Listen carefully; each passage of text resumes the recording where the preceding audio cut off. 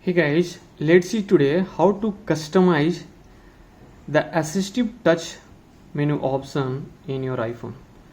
So for that, just go to settings and now try to find accessibility. Just tap on it, and now you can just try to find,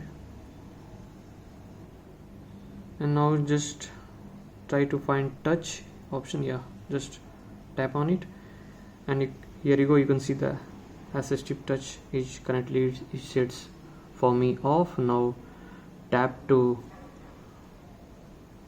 just tap on, guys, just make it on, turn on, and now you can see the customized top level menu. Just tap on it, and here you go. You can see here, tap an icon to change. So you can see that already there are notification center, device, control center, home, Siri, and custom. All are the 6 icons already got set. But now if you want to rearrange according to your requirement, so whatever your requirement, you can also align with your requirement. You can just position with your that icon. So for me, so let's example, first to remove that, so let's example, currently I don't want 6, I want 5, so you can decrease one. So let's see, yeah, currently it is set for 2. And now if we want to add one more, so let's see, first try to add. So already the Siri and the device already there. So let's see, example, I want to set here what is that, the camera.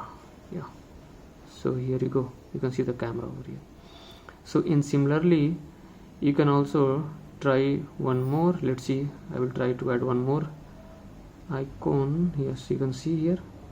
So now this time I want to use what I can select. I want to use this time home. Yeah, so here you can see. And also you can, if you want to reset that complete, then you can go for reset. Whatever that previous already sets, already set, guys. So guys, this way you can customize your assistive touch menu option on your iPhone, guys. So guys, thanks for watching my video. Please do like, subscribe my channel. Thank you.